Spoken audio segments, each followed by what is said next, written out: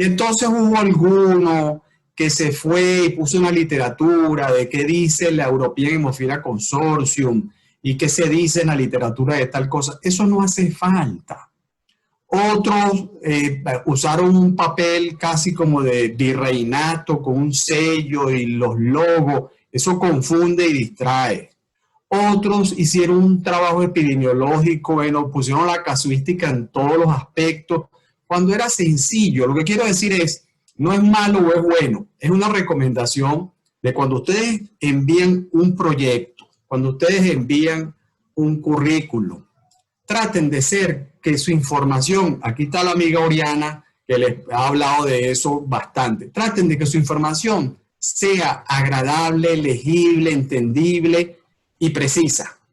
Porque ¿qué es lo que pasa? César Garrido tuvo que revisar alrededor de unas 13 tareas. ¿Ok? Bueno, eso es poquito, pero si es un proyecto que ustedes le envían a alguien, a la OPS, a la Federación Mundial de Hemofilia, a la Fundación Bill Gates, la persona que esté revisando los proyectos se va a encontrar con tanta tarea por delante que llegue un momento que a lo mejor no lee o no ve lo que interesa. Era fácil, era tanta cantidad de personas con hemofilia, tantos están reportados al Annual Global Survey y cosa que casi todos vigilaron bastante bien. ¿Qué voy a hacer? ¿Qué estrategia voy a hacer? Quizá hubo alguno que le tuve que preguntar, sea un poquito más específico, dime qué significa que vas a mejorar la estructura del hospital, pero en materia general, de verdad que quedé bien complacido. Primero, las respuestas de ustedes. Segundo, de más o menos claro, o por supuesto que todo el mundo claro en que viene un plan que puede ser después de tener una data recogida, o el plan puede ser recoger esa data. Casi todo se veía de que tenían que hacer algo de recoger más información, de buscar más información. Ahora bien, como les decía, hubo bastante confusión, yo diría que bastante confusión de qué es la cifra estimada de personas con hemofilia. Y eso que creo que uno solo habló que es prevalencia, que es incidencia. Pero no sé si Miguel dio una recomendación. Miguel, ¿tú quieres tocar un poquito ese tema? Seguirnos a mucha profundidad. La que yo manejé desde hace 20 años fue uno por cada 10.000 personas nacidas vivas. Y como la data mundial en la población más o menos es 50% mujeres, 50% hombres, entonces me voy al sector de hombres, cosa que puede ser un error porque ya tenemos claro de que existen mujeres con hemofilia o las que no llamamos mujeres con hemofilia, pero el porcentaje es menor. Pero Miguel, tú puedes ayudarnos un poco en esto. Sí, de hecho, bueno, si quieren bueno, en términos generales, para no entrar en más detalles, si ustedes revisan el documento que les compartí, bueno, el video, perdón, el que se les compartió, ahí viene, obviamente es toda una investigación mucho más amplia. Desafortunadamente está en el Journal de Medicina Interna, por lo cual no está gratuito dentro del área de organizaciones, que ustedes ya saben que está ahí en la página de la Federación Mundial. Sin embargo, bueno,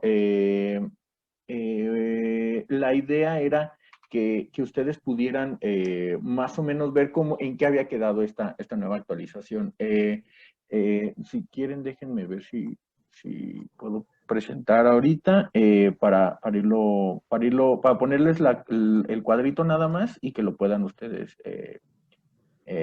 revisar. Permítanme.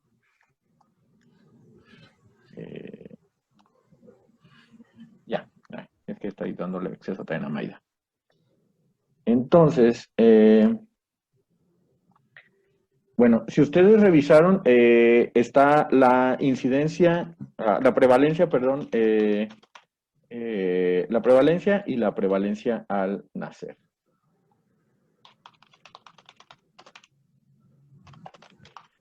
Tú estás compartiéndolo en pantalla, ¿no? ¿Sí? ¿No se ve? Yo no lo veo. Ah, perdón. No. Ya No, se debe de pasar a ahora. ver. Bueno, si ustedes vieron la prevalencia, como les puse en el mensaje, total. Entonces, como les puse en el mensaje, prevalencia al nacer es obviamente, valga la redundancia, cuando nacen todos los pacientes y demás, pero hay que considerar que en toda la población hay una mortalidad infantil en todas las poblaciones, ¿no? Si hablamos de gente con un desorden de la coagulación o con alguna enfermedad, pues obviamente puede ser mayor ese riesgo de fallecer. Lo estábamos platicando incluso con el doctor Robledo. Es difícil hacer la evaluación específica por país, porque entonces tendrían que entrar un montón de indicadores y demás. Pero ¿qué es lo más sencillo que hagamos en términos generales? Pues simplemente veamos a los números. Entonces, si de hemofilia tenemos que son 17.1 por cada 100,000 habitantes, perdón, ese es para nacer.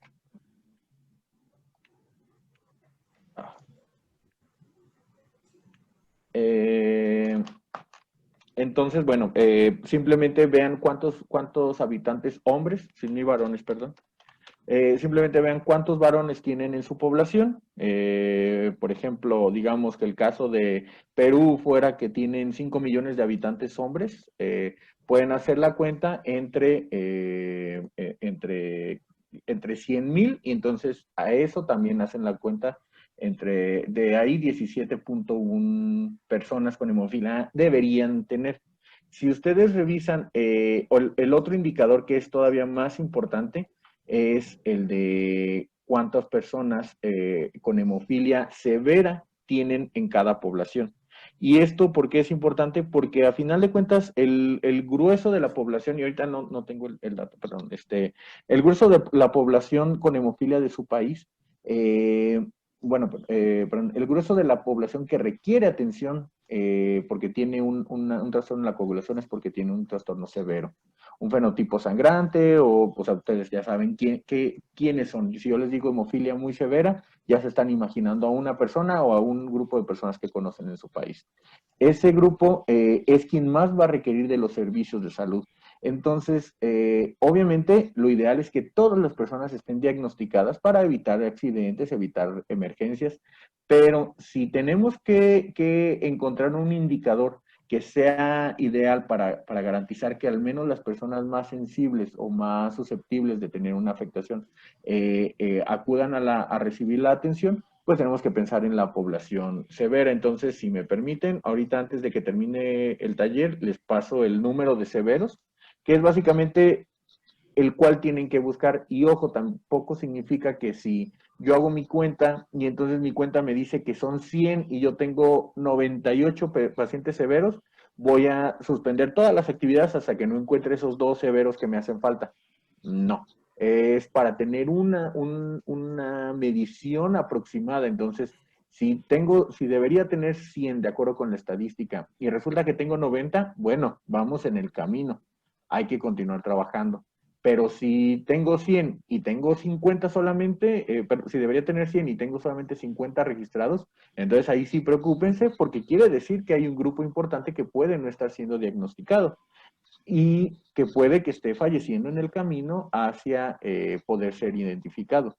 Entonces, bueno, son muchos los elementos y esto puede tardar demasiado y volverse demasiado complejo. Entonces, solamente ahorita les voy a pasar los números y solamente es para que ustedes hagan un estimado, una comparativa entre cuántos tengo, cuántos debería tener y voy bien, voy mal, hacia dónde debería enfocarme.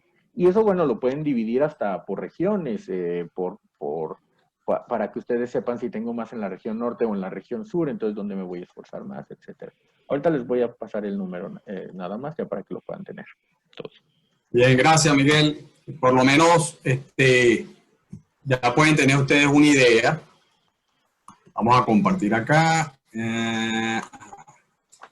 La que yo sé que se la debo al célebre doctor Bruce Evans, algunos aquí se lo deben recordar, otros no supieron que era una persona súper agradable, fue vicepresidente de organizaciones y desarrollo de la Federación Mundial, era muy sencilla, era 1 por cada 10.000 personas nacidas vivas. Ese es el concepto.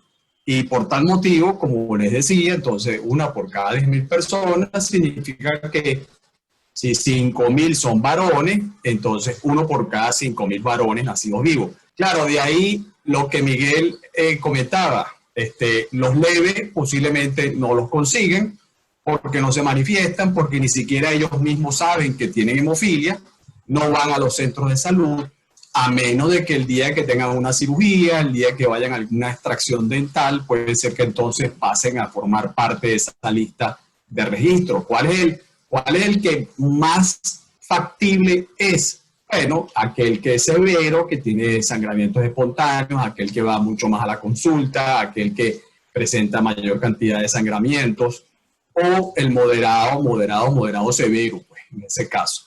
Pero eso servía, y bien dicho como dice Miguel, si por la población que tiene mi país, cuya incidencia es la misma en Paraguay, que en Brasil, que en Belice y que en China, ¿ok? No es que cada país tiene una incidencia diferente, sí, pero si en mi país debería haber alrededor de 1.000, según sacando esa fórmula matemática, 1.000 personas con hemofilia, estoy hablando de hemofilia, indiferentemente A o B. Oye, y yo lo que tengo son 100, bueno, mire, o sea, no es un problema matemático lo que tengo, es un problema de estadística, de estrategia y de recolección de información. Entonces, ahí hay que concentrar, hacer un plan estratégico que sea para terminar de cerrar esa brecha. ¿Ok? Entonces, para esto tenemos diferentes tipos de registros. Hay unos registros que son el que el médico lleva, el médico que ustedes tienen, el hematólogo mayoritariamente. Yo sé que hay países donde, incluso aquí en Venezuela ha pasado tristemente, donde el médico no lleva historia, la historia clínica. Eso, además de ser un delito, es un golpe al derecho humano en realidad. Pero la mayoría de los médicos tienen su registro, por no decir todos, conservando aquella distancia del comentario que hice. Lo importante, o lo que nos tiene que importar y lo que tenemos que cuidar, de que aun cuando el médico sea celoso en esta confidencia sobre su registro, es de que ese registro no sea de él, y cuando él se retira o se jubila, se lo lleva a un cuadernito debajo del brazo y nos quedamos sin registro. Eso pasa.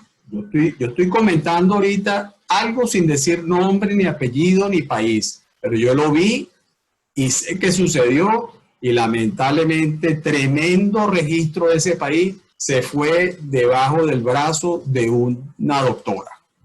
Entonces, lo interesante es que lo tenga el servicio de hematología, la consulta de hematología, si es hematólogo, que es lo que quisiéramos, si no medicina interna o el departamento que esté encargado de esto, pues, bien sea el hospital, por ejemplo, donde ese registro van a tener mayoritariamente tipo hemofilia, sí, muy posiblemente que si está contaminado con VIH, con hepatitis o con algún otro virus que haya sido por alguna causa de la tragedia de los 80, de los 90, qué tipo de sangramiento tiene, la artropatía. Eso va a ir siendo cada vez más rico en el manejo del médico. Y ahí, ojalá fuera así, este médico va a poder hacer estudios, va a poder hacer, crear una evidencia científica que de alguna forma va a permitir para que haga una mejor proyección de qué cantidad de medicamento, qué tipo de terapia necesita. Y hoy en día, donde la medicina personalizada en la hemofilia ha cobrado más posicionamiento, entonces a Pedro yo le doy una profilaxis de 2 veces por semana, baja dosis, pero a Juan yo tengo que darle una de 3 veces por semana, baja dosis, o le doy una de alta dosis. O sea, no es lo que hablábamos antes y todo el mundo aparentemente la trataba igual. Cada quien se comporta diferente. Sin entrar en detalle, esto más o menos serviría el registro para ese. El otro es el registro social. que perfectamente lo pudiera hacer la organización de pacientes, donde los datos que más le va a interesar a ustedes es su nombre, apellido, cédula de identidad, o el pasaporte, o obviamente la dirección electrónica para cualquier contacto, o este registro social donde lo pueden desarrollar ustedes y no hay alguna complejidad de confidencialidad, aunque obviamente se busca que sea algo privado, no tiene por qué chocar con las intenciones que tiene el sistema de salud. Me explico. El médico puede seguir teniendo sus historias clínicas de donde él saca su registro. Y ustedes pueden seguir como organización teniendo un registro que no es ni menos ni más. Es sencillamente que ustedes logran, en base a la información que compartan con su médico, si éste se la aporta, pero solamente lo que me interesa es el nombre, la cédula de identidad y el sitio donde lo puedo localizar o el teléfono donde lo puedo localizar. No nos metamos en más cosas que sean del terreno clínico, del terreno donde entonces el médico puede estar celoso de la confidencialidad de los datos. Hay otros lugares donde otros países, el caso de Uruguay, el caso de Brasil, por ejemplo, donde el registro lo lleva el Ministerio de Salud. Es bueno entender que, repito, esto no es ni bueno ni malo, sino que el sistema funciona de esa forma. Y al ser el Ministerio de Salud el que lo lleva, por supuesto es básicamente una propiedad del Estado, pero eso garantiza que las diligencias que ustedes hagan como organización ante las autoridades de salud, nadie va a poner en discusión si hay 200 pacientes o si hay 300 pacientes. ¿Me explico? Vamos hasta aquí bien. Alguien, déjame ver la mano. Si alguien tiene alguna duda, todos se ven con cara de satisfacción. Y luego, bueno, como lo pueden ver, el registro mixto, yo creo que en el caso de México es así. Ya veremos los otros casos que nos vayan a presentar Marta, Sergio e Isidro. En el caso de Venezuela se hace de que la asociación lleva un registro social que lo ha ido levantando consulta por consulta, pero que nació de compartir las historias clínicas. Eso fue difícil, ¿ok? No estén creyendo por ahí, creo que era la gente de Paraguay que se quejaba. Eso es muy difícil, pero eso significó un trabajo de relacionamiento con el médico que está a cargo, de mostrar cuál fue la intención, pero efectivamente nació de ahí. Habían 800 historias clínicas, 900 historias clínicas, por ejemplo, y cuando el grupo del Centro de Tratamiento de Hemofilia, el Centro Nacional de Hemofilia, identificó que esa persona de la asociación podía ser la única y exclusiva que revisara las historias junto con un médico, fue posible y se levantó la información que a la asociación le interesaba. Tipo hemofilia, dónde viven, nombre, si era madre, quiénes eran sus hijos, para hacer alguna pesquisa posterior y, por supuesto, crear una especie de árbol genealógico, pero era sencillamente el tipo de información que a la asociación le interesaba. ¿En qué puede ser esto útil para una organización? Bueno, cada plan que ustedes vayan a hacer, obviamente ustedes van a tener que buscar una población impacto.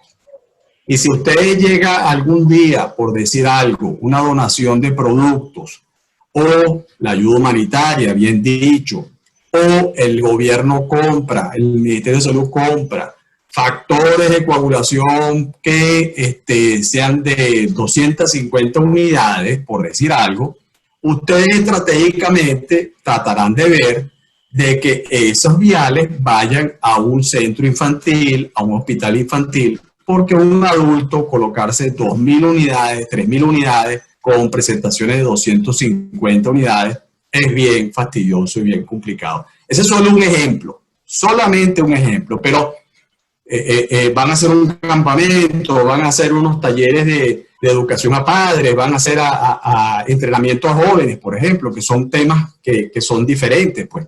Entonces, ¿cuántos jóvenes tengo en mi registro? Y en dónde están ubicados, dónde vive, dónde puedo hacer mi traslado de voluntarios para que vayan a entrenar en esos aspectos. Vamos a ver si alguien tiene una pregunta. Acuérdense que conmigo, si el que no pregunta, yo le pregunto. Vamos a ver. No sé por qué no veo todas las caras. Ajá, ¿alguna pregunta? Si tienen una pregunta, levante la mano.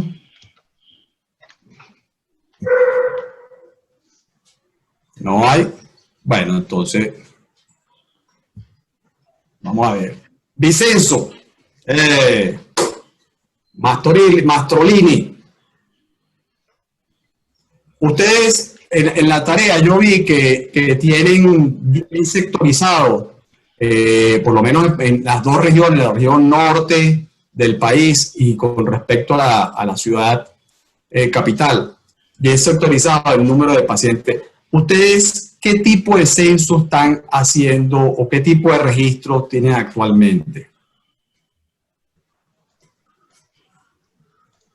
¿Y censo?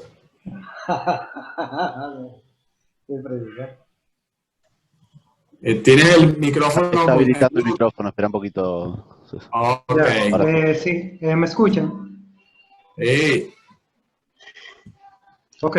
Bueno, esa parte no está, digamos que nos estamos concentrando más en los centros, porque tenemos un proyecto de desarrollar un software que vamos a compartir con los centros, y eso tiene prioridad, pero la parte de las familias es simplemente enfocarnos en acercarnos a cada familia y hacer un censo buscando familiares que no estén diagnosticados, pero que presenten los síntomas, porque pensamos que por la forma como se transmite la hemofilia, ahí hay un campo, vamos a decir que es algo que podemos hacer un poco de uso, porque nos va a brindar buenos resultados.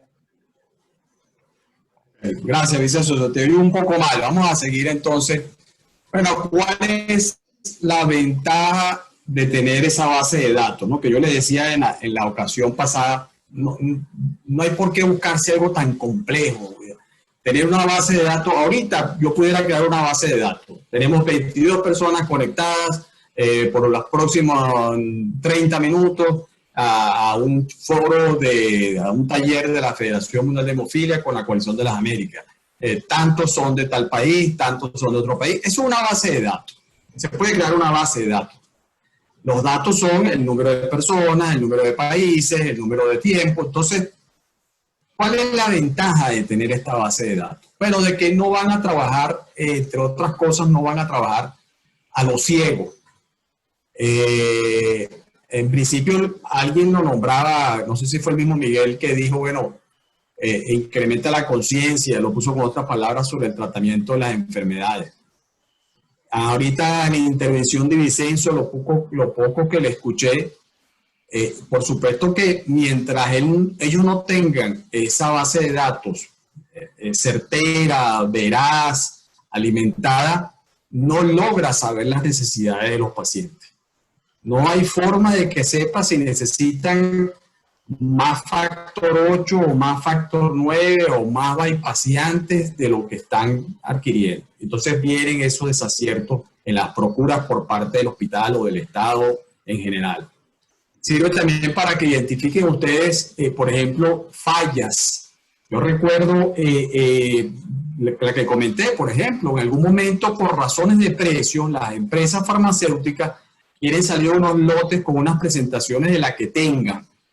Y sale el gobierno buscando unos precios que sean más bajos y resulta que compran algo que sí, cómo no, es factor de coagulación, es un concentrado, es medicina, pero que no le da la fórmula para poder trabajar cómodamente ni al hematólogo que cuida la salud de las personas con hemofilia, como tampoco el paciente. Lo que nombraba, si una persona tiene que colocarse por profilaxis, por su peso, 2.500, 3.000 unidades 2 veces por semana, se puede imaginar lo que es manejar viales de 250 unidades, donde tiene que usar diferentes filtros, donde tiene que usar diferentes mariposas, aguja, escal, en fin, es una complicación. Entonces, ahí hay una falla, ¿ok? Por no decir aquella que en algunos de los países de ustedes resulta que la presentación del vial viene sin el algodón, sin la mariposa, sin el escal, y viene a veces sin el agua destilada. Eso es impresionante cómo algunos de ustedes aceptan eso. Eso tienen que protestarlo. Ustedes tienen, ese medicamento llega a otros países, no voy a decir los nombres, pero a Venezuela llega o llegaban con todo el kit. ¿Por qué razón tienen ustedes que salir a comprar una serie de accesorios que deben venir con el producto? ¿Ok?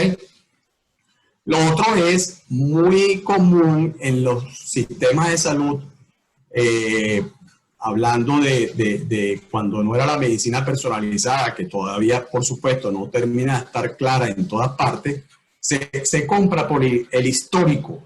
Es decir, si yo en el año 2019, como Ministerio de Salud o como Caja de Seguro Social, yo compré 1 millón de unidades, para el año que viene, lo que voy a comprar 1.100.000, 1.200.000, o cuidado si me atrevo a comprar 900.000 unidades. Eso no debería ser así.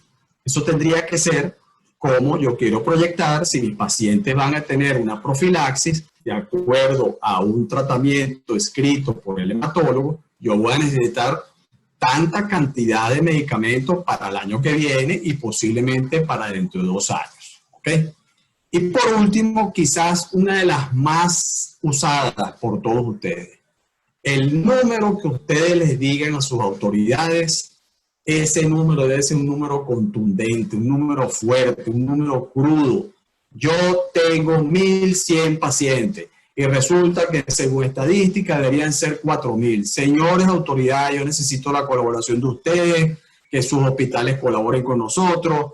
X, los argumentos podemos ver varios. Pero ven ustedes ya varias de las ventajas para tener esa base de datos. Hasta el momento hemos hablado de prácticamente lo que es el método cuantitativo. 1 por cada tanto, Miguel les puso 1 por 17 por cada 100.000. Eso es cuantitativo, numérico, y no tiene discusión. Es decir, esos números son iguales en principio, la incidencia, en los países desarrollados que en los países más pobres. Donde cambia el asunto normalmente es cuántos de esos pacientes antes de ser diagnosticados fallecieron, cuántos de esos una vez que son diagnosticados ni siquiera llegan a 1 año de edad, o cuántos de esos están mal diagnosticados, en fin. Pero son números que son tangibles, no es algo subjetivo. Y sin embargo, aunque es algo objetivo, puede haber diferencias, pero que, como les decía, si la cifra estimada son 3.000 y yo tengo 2.950, oiga, esos 50 que están faltando no me van a echar un problema en todo el desarrollo de la hemofilia en mi país. Pero si en vez de tener los 3.000 que se estimarían, yo tengo 500, tengo un gran problema y tengo que diseñar estrategias, tengo que hacer un plan para conseguir esa diferencia. El otro, el método cualitativo, que más humano y más sensible no puede ser, ¿no? Es decir, ¿se acuerda cuando yo le decía, bueno, es que nosotros estamos acostumbrados a que nos fue bonito, nos fue bien, tuvimos éxito, estamos muy golpeados, ese tipo de cosas? Bueno, ahí entra un poco lo cualitativo y ahí es donde van a entrar en algún momento, ya sabrán porque Antonio les dirá, el mejor ejemplo es con el estudio de calidad de vida del PROF. Tanto que decimos, nuestros pacientes merecen una mejor calidad de vida, pero ¿qué significa una mejor calidad de vida? Porque a lo mejor la calidad de vida de nosotros en América Latina, por lo que yo he podido ver estas conversaciones con otras regiones, otros países, oiga, estamos mucho mejor que lo que está mucha gente de Asia o de África. Pero ¿qué significa mucho mejor? Porque ellos dirán, nosotros estamos mucho mejor que la gente que está en el sureste asiático, por decir algo, ¿no? Entonces, lo de cualitativo vamos a dejarlo para esos aspectos, que la calidad de vida de esa persona con hemofilia. Entonces ahí tendrán ustedes que ver, lo más seguro, bueno, según el estudio PROF, aquel que podía trabajar, aquel que se puede peinar, aquel que se puede cepillar los dientes, porque son efectos que sufren cuando la hemofilia es maltratada. Y cuando ustedes hagan un registro, que en medio de su registro general tenga quienes tienen peor calidad de vida o quienes están más complicados o quienes necesitan más atención para prevenir, bueno, el ser segmentado o ser un estigma en la sociedad o ser apartado de la sociedad, van a tener que recurrir a esos estudios cualitativos y que también, por supuesto, son argumentos y evidencias para llevarlos ante alguna autoridad.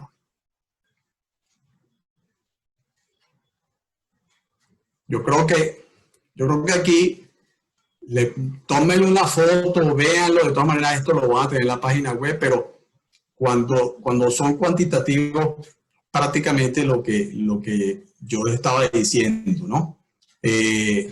Voy a tomar de todo esto para no ir parte por parte. Si yo, de todos estos factores que están aquí, son datos duros, responden cuánto, dónde, cuándo, quién, se obtienen en encuestas y entrevistas.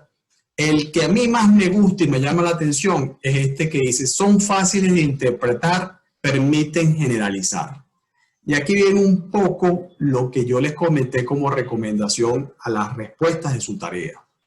Una sencilla tablita, esquemático, me dice a mí que no soy el experto en la materia, me dice, mire, esto sencillamente le tiene este problema.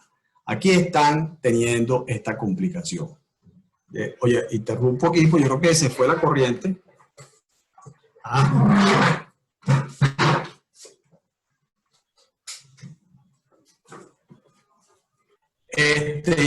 Entonces, ese me gusta mucho. Son fáciles de interpretar, permiten generalizar. Esa estadística, una tabla sencilla, le habla mucho más a cualquier autoridad, al médico tratante, a la Federación Mundial de Hemofilia, a cualquier ente que ustedes quieran explicarle algo. Con esos números, esto es lo estimado, yo tengo registrado esto, y por tal motivo, cualquiera que esté relacionado al tema, le va a ser más fácil entender hacia dónde va mi estrategia, qué es lo que yo tengo que hacer, cuál tipo de actividad tengo que hacer. ¿Entendido? Yo lo he visto mucho este tipo de torta. Yo no sé por qué tengo esa raya roja atravesada ahí. Yo no la hice, pero bueno, entiendan que no tiene nada que ver, no significa nada la raya roja. Es bueno, esta torta de acuerdo a la edad permite que yo haga proyecciones de actividades. Por ejemplo, si yo quiero llegarle a una masa importante y quiero conseguir medicamento preventivo, ya yo sé que a los niños de 0 a 9 años, tengo el 13% de la población, yo puedo comenzar una campaña con el Ministerio de Salud, decirle, mire, está bien, tratar a todas las personas con hemofilia es muy costoso para ustedes, pero concédame que al menos el 13% de la población va a ser tratado con profilaxis. Y ok, nos concentramos en esos niños de 0 a 9 años, por supuesto que después van a aparecer niños de 10 a 19 años y así voy sucesivamente. Si yo quiero de alguna forma dar un entrenamiento sobre relaciones sexuales, sobre educación sexual, sobre relaciones en pareja o fuera extramatrimoniales, entonces mi taller no va a ser orientado hacia los niños de 0 a 9 años y quizás es tardío si lo hago de 30 a 49 y de 20 a 29. mi sector va a ser hacia el 23%. De manera que estas tortas con los porcentajes y sus números que tengan de sus registros le va a permitir a ustedes diseñar sus estrategias. Así que esto tiene una utilidad increíble y ya le dije brevemente 2 ejemplos por lo menos, ¿no? Otro tipo de datos que son cualitativos, ya les expliqué más o menos cuáles pudieran ser los más relacionados al mundo de la hemofilia cuando queremos hablar sobre la calidad de vida, por ejemplo. Pero pueden ser subjetivos. Si no están bien fundamentados, pueden ser subjetivos, ¿ok? Quizás haya que ver un poco más de cuando ustedes hacen una encuesta, que se los recomiendo que lo hagan, pulsen la apreciación de sus pacientes en su hospital, en su centro de consulta, de que ellos sepan o ustedes sepan qué es lo que ellos quieren, porque a veces no es lo que nosotros le estamos ofreciendo como líderes de la organización. Pregúntele qué es lo que ellos quieren. A lo mejor lo que quieren no son las actividades que ustedes están diseñando, pero ustedes necesitan tener esa data. Y esa data va a ser en teoría apreciativa. Ellos le van a decir, bueno, yo quisiera actividades de diversión, yo quisiera tener convivencia, yo quisiera conocer otras personas con hemofilia en otras partes del país. No le están hablando de medicamentos, no le están hablando de factores, ni de unidades internacionales. Le están hablando de alguna apreciación, algo que le haga un impacto a ellos. ¿Ok? Yo creo que los que han estado trabajando más en hospital han visto mucho más este tipo de calificativo, ¿no? Y ahora se usa muchísimo, hasta para si me fue bien o me fue mal en un taller, si me fue bien o me fue mal en alguna línea aérea, por ejemplo, que le preguntan cómo si estuvo satisfecho o nada satisfecho, pero donde creo que hace más utilidad es en el dolor, porque me duele mucho, o me duele un poquito menos, o me duele un poquito más. Es difícil de medirlo, aunque tiene su medición. Pero he visto clínicas donde hay este tipo de caritas y puede, por supuesto, significar una fórmula que ustedes, de una forma amena y apreciativa, aunque ligeramente subjetiva, puedan ver, levanten una data de la apreciación de sus pacientes, sus seguidores, con respecto, como les decía, a sus actividades o propuestas que están haciendo. ¿Ok? Bueno, ¿cómo podemos levantar ese tipo de... Y van a tener que hacerlo, porque sucede mucho, por ejemplo, ahora que se está midiendo mucho de que cuánto es mi tasa anual de sangramiento, ¿no? Eso se está viendo mucho porque la idea ahora es que sangres menos o que no sangre, que yo estoy de acuerdo en esta última. ¿Cuál es mi objetivo? Que tú no tengas dolor y que tú no sangres o sangres menos. Cuando eso se preguntaba hace 5 años, 4 años, diría yo, en gran parte de América Latina, la persona en hemofilia severa podía sangrar 12 veces al año, 19 veces al año, y cuidado si alguno otro por ahí, pero podía 12 veces al año. Si ustedes le preguntan al gran amigo de nosotros, Daniel Aníbal, en España, o a Carlos Zafadi creo que tiene más o menos 1 o 2 años que no sangra, ¿no? Entonces, digo esto porque se usa para eso la tasa de sangramiento anual, que tiene sus ciertos detractores de que posiblemente no estaba sangrando, pero el paciente cree que estaba sangrando internamente. Entonces, ahí hay algo también de cualitativo, aunque, por supuesto, lo cuantitativo es, bueno, no sangrará 4 veces al año, pero a lo mejor sangra 5 o sangra 3, pero ya no sangra 12. Con los nuevos medicamentos, con las nuevas terapias, es posible que ni sangre en todo un año. ¿Ok? Después vamos a tener preguntas y respuestas. ¿En dónde van ustedes a desarrollar esto? Siempre. Siempre, todo. En sus redes sociales. Ustedes mismos ven cuántos seguidores tengo. Cuando yo coloco esta foto veo que reaccionan más, tengo más like que cuando pongo la foto de mi papá o mi mamá. Cuando pongo la foto de un perro, yo veo que tengo más like y están más tiempo conectados en las redes sociales. Todos esos escenarios son todos absolutamente posibles y cada vez más. ¿Ok? Entonces, en materia de salud, lo que uno tiene que buscar con esta recolección de datos y el registro que ustedes vayan alimentando es que es la evidencia para poder hacer solicitud de tratamiento, de acceso a los medicamentos, de que les permitan a ustedes ser tomados en cuenta en el sistema de salud. Para aquellos recuerdo que, bueno, pero es que el médico no me habla, es que el médico no me dice, les vuelvo a decir, el que tiene la información tiene el poder. Y cuando ustedes tienen esa información verídica y bien fundamentada, le van a hablar, van a llegar y le van a hablar y le van a escuchar. Así sí vas a poder entrar a mi territorio. Mientras tú no tengas esto, yo no te voy a escuchar. Eso dramáticamente es una realidad.